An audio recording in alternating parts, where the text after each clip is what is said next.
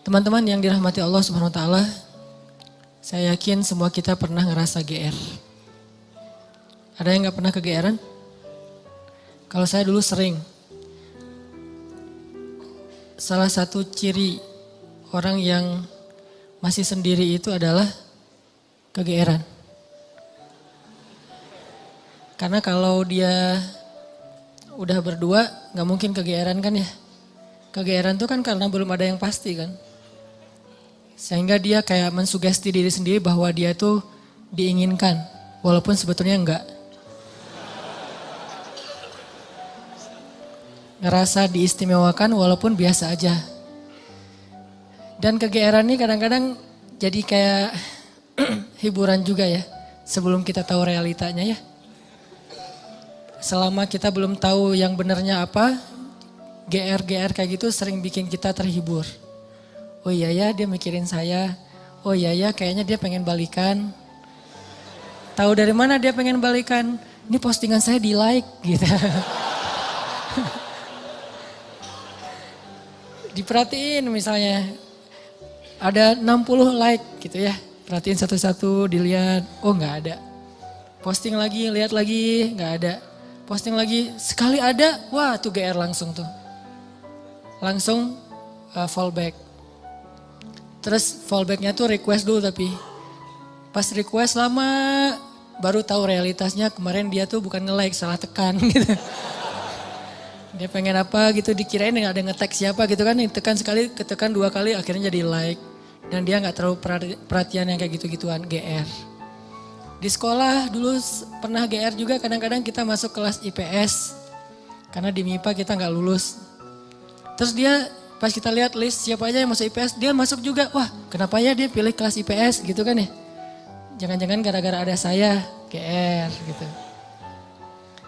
Di kampus juga kayak gitu, kenapa dia ngambil jurusan yang sama, kenapa dia gak pulang-pulang kayak ngerjain tugas juga. Padahal biasanya dia pulang duluan tapi kali ini pulangnya agak telat.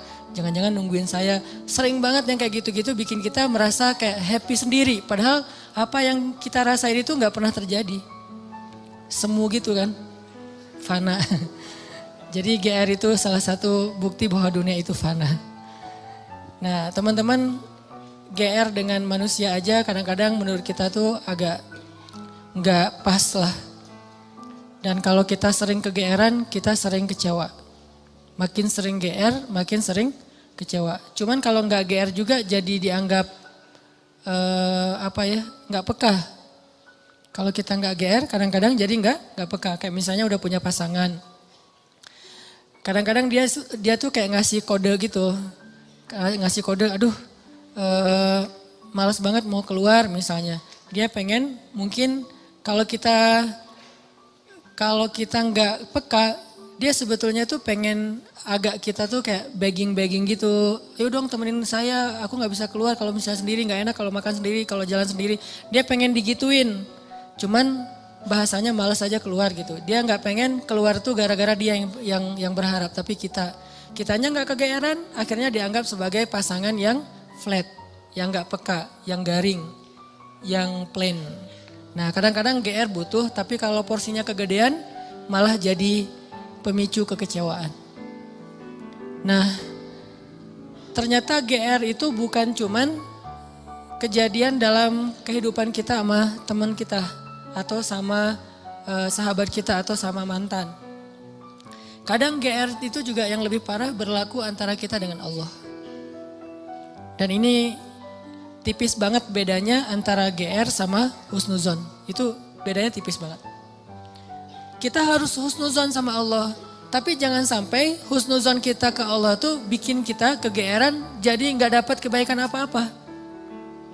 Nah bedanya apa? Nanti kita cari tahu dalam beberapa contoh.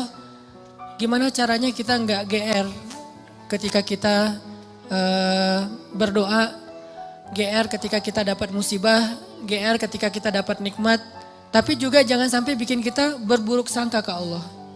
Jangan sampai juga bikin kita nggak bisa membaca tanda-tanda kebaikan dari Allah. Sehingga kalau udah kayak gitu kita malah jadi susah bersyukur. Nah kita akan bahas ini dalam tema tentang GR dalam bahasa Al-Quran mungkin bisa diistilahkan dengan orang yang salah satu di antara amrodul qulub, di antara penyakit hati. Cuman kalau disebut amrodul qulub, penyakit hati kan agak-agak berat ya. Dan kurang sering kita alamin. Tapi kalau kegeeran kayaknya semua kita pernah ngalamin yang namanya GR. Kalau buat teman-teman yang streaming dari luar negeri, dari Malaysia, kan ada yang nanya tuh GR apa sih kan. Saya juga susah nerjemahin, ternyata GR itu bahasa Malaysia baru saya tahu tuh perasaan ya. Perasaan itu bukan meras ya, perasaan itu GR versi Malaysia atau over confidence. Nah, ada salah satu paragraf ayat GR di dalam Al-Quran. Salah satunya tuh di surat Al-Kahfi. Coba teman-teman buka surat Al-Kahfi ayat 32. Ini kisah orang yang kegeeran. Surat Al-Kahfi ayat 32. Kalau ayat kisahnya sih sampai 44. Tapi kita baca beberapa ayat aja. Surat Al-Kahfi ayat 32 sampai 44. Al-Kahfi itu surat ke 18. Ayat 32. A'udzu billahi minasy syaithanir rajim. Silakan.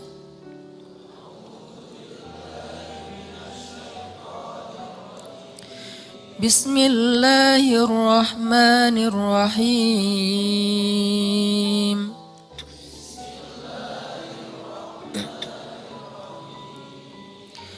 واضرب لهم مثل الرجلين جعلنا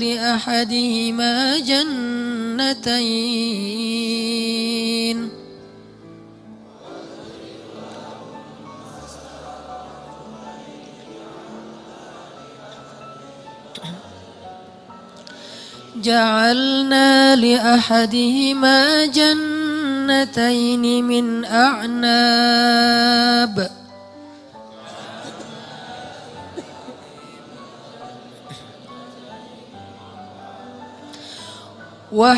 وحففناهما بنخل وجعلنا بينهما زرعا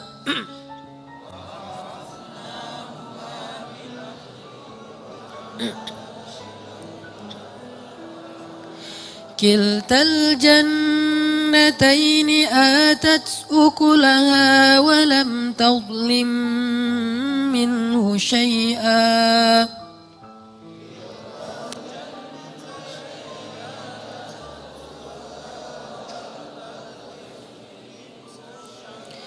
وفجرنا خلالهما نهرا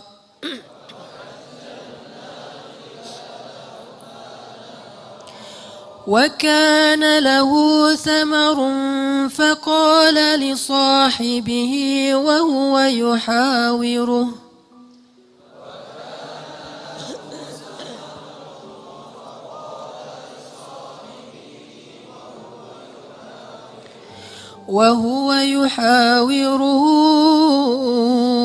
أنا أكثر منك مالا وأعز نفرا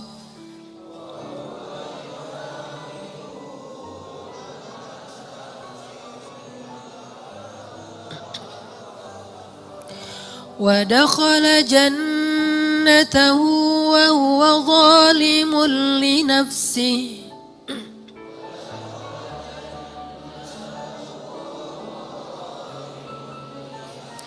قال ما أظن أن تبيد هذه أبدا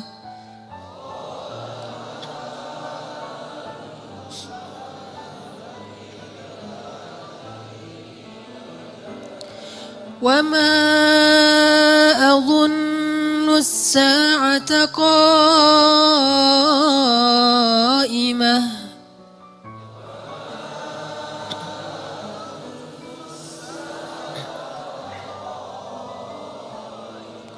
ولئن رددت إلى ربي لأجدن خيرا منها منقلبا.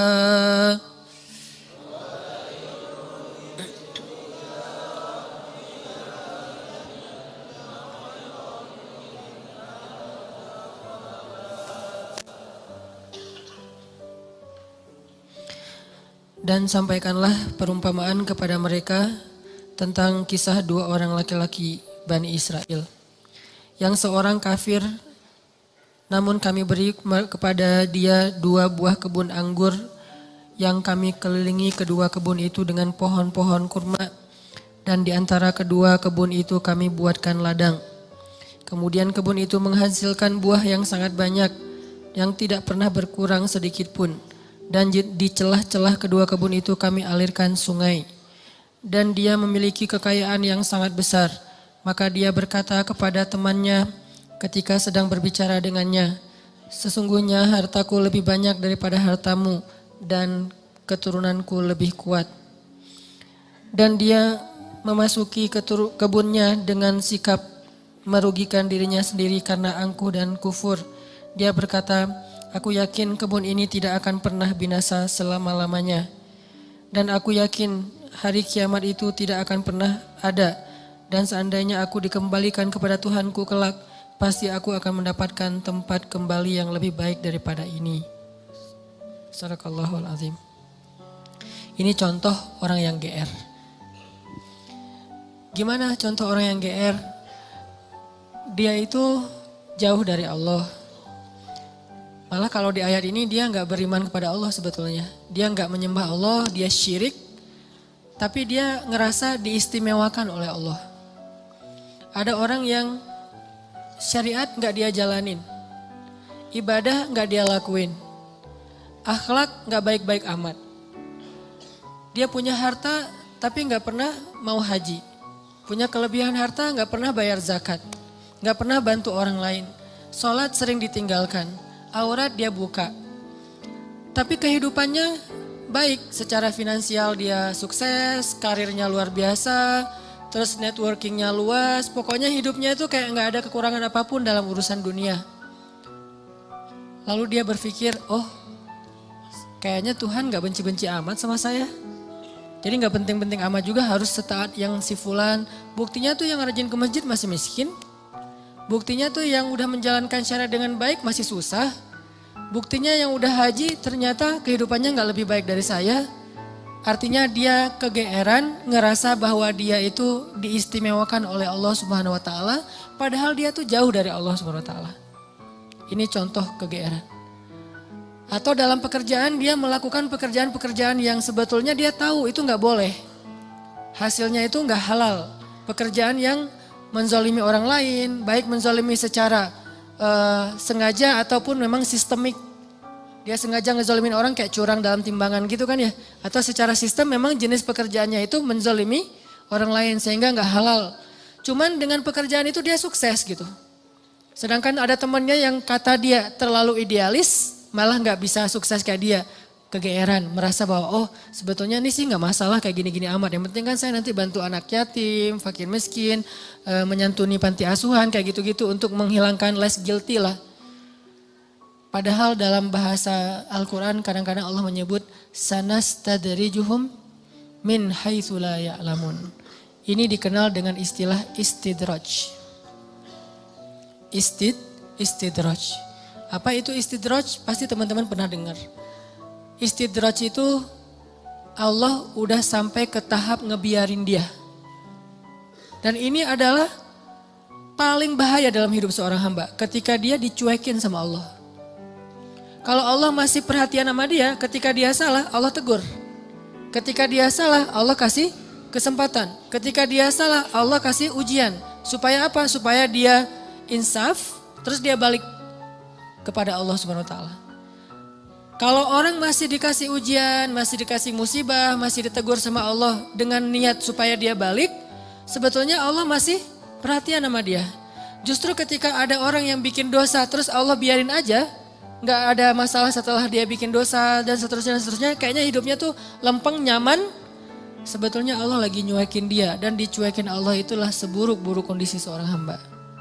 Makanya ada surat pembukaannya itu adalah kata-kata cuek. Makanya surat itu kalau kita baca nggak boleh pakai bismillah. Ta'awuz langsung ke ayatnya. Yaitu surat apa? Surat Baro'ah. Atau nama lainnya adalah At-Taubah. Baro'atun. Arti Baro'atun tuh terserah lu deh gitu. Baro'atun tuh arti lainnya terserah kamu deh. Atau saya udah gak mau ikut-ikutan ya. Atau bahasa lain udah cuek aja deh, biarin aja dia sendiri. Atau bahasa sosmednya Allah unfollow sama dia. Masih mending unfollow, masih bisa dilihat di history ya. Di blog, ini baro'atun. Kalau dalam bahasa surat yang lain, zarhum, biarkan mereka.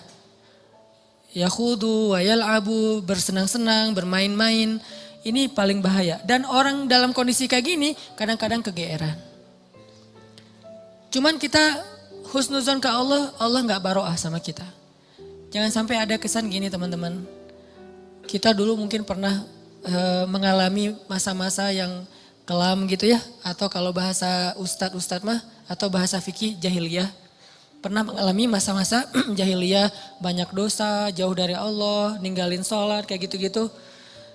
Hampir semua dosa-dosa besar itu kita pernah ngelakuin.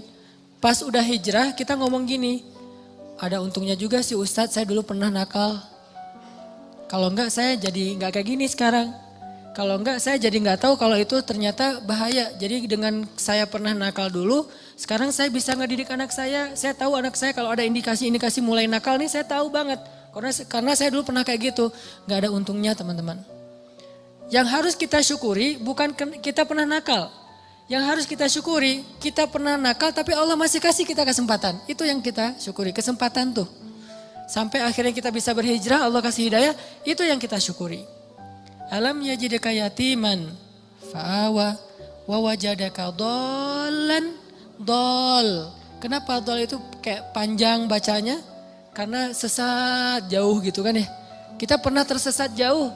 Dan tersesat itu bukan hanya soal akidah, tersesat dalam masalah ketaatan, kita nggak taat kepada Allah, tersesat jauh, sibuk dengan dunia, kemudian kita foya-foya, jauh banget dari Allah.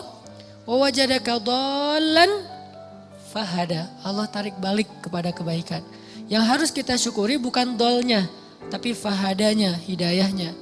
Karena kalau kita berpikir, untung juga saya dulu pernah nakal, ini bagian dari kita salah paham terhadap Allah. Jadi nggak ada baiknya kita pernah nakal, nggak ada baiknya kita pernah bandel, nggak ada baiknya kita pernah jahiliyah, pernah bikin dosa. Baiknya adalah alhamdulillah kita bisa taubat, bisa hijrah. Dan kalau kita dengar cerita orang-orang yang ngisahin masa lalunya, jangan takjub kepada dianya, tapi kita takjub kepada Allahnya. Ya Allah baik banget ya, dia udah sejauh itu Allah nggak ilfil sama dia. Dia udah sejahat itu Allah nggak ninggalin dia. Dia udah sezolim itu sama Allah, mencurangi hak-hak Allah, Allah nggak nutup pintu rahmat untuk dia. Allah itu maha baik. Jadi yang kita kagumin tuh Allah yang udah nyelamatin dia dari masa-masa yang sulit. Bukan justru dia, oh hebat ya lo bisa bikin dosa terus taubat, enggak. Bukan dia yang hebat, Allah yang hebat. Karena betapa banyak orang yang Allah biarkan baro'atun dan matinya dalam keadaan su'ul khatimah. Dan Allah pasti punya alasan yang kita nggak mengerti. Yang jelas nggak mungkin Allah menzalimi hambanya. Jadi teman-teman, ada orang ketika dikasih nikmat, ketika dikasih kemudahan, ketika dikasih kelapangan rezeki, kadang-kadang dia jadi merasa bahwa oh berarti tidak ada yang perlu diperbaiki dari kehidupan saya. Tidak ada yang perlu diperbaiki dari amal-amal saya. Nggak ada yang perlu diperbaiki dari ibadah saya. Karena nggak ada masalah dalam hidup saya. Seolah-olah dia baru mau memperbaiki diri kalau ada masalah. Bukankah jauh dari Allah itu masalah paling besar? Musibah paling besar dalam hidup kita itu kalau kita jauh dari Allah. Harusnya kita telat salat subuh juga, itu udah sedih tuh. Bukan hari ini telat salat subuh atau enggak salat subuh sampai dijamak dengan duha. Tapi hari ini enggak ada masalah. Enggak ada kerugian, enggak ada musibah, enggak ada kecelakaan, enggak ada masalah dengan pasangan. Oh jadi aman nih hari ini gak ada masalah apa-apa. Bukankah masalah terbesar itu masalah terbesar kita itu bukan didiemin sama pasangan. Walaupun buat saya itu berat banget. Istri itu kalau udah diem buat saya tuh musibah dunia nih. Diajak ngapa-ngapain sama teman, enggak dah kalau istri saya masih diem. Jadi saya bujuk-bujuk, cium tangan apa, gak usah dibahas. Pokoknya gimana biar dia mau senyum dong senyum, paksa-paksain senyum, akhirnya dia senyum, alhamdulillah. Tapi sebelum saya maksain dia senyum atau bujuk-bujuk kayak gitu, saya ngelobi langit dulu, langsung wudhu, sholat hajat, ya Allah engkau yang menggenggam hati istri saya, balikin dong hati dia ke saya. Pas selesai assalamualaikum, pas ke kiri udah ada dia sebelah sih. Drama banget sih. Nggak penting banget cerita kayak gitu. Yang jelas teman-teman, masalah terbesar kita bukan dicuekin oleh orang yang kita sayangin. Masalah terbesar kita bukan ada musibah atau kecelakaan di jalan. Masalah terbesar kita bukan nggak dapat proyek, tender kita nggak goal gitu. Masalah terbesar kita bukan sakit. Masalah terbesar kita dalam hidup kita itu adalah ketika kita jauh dari Allah SWT.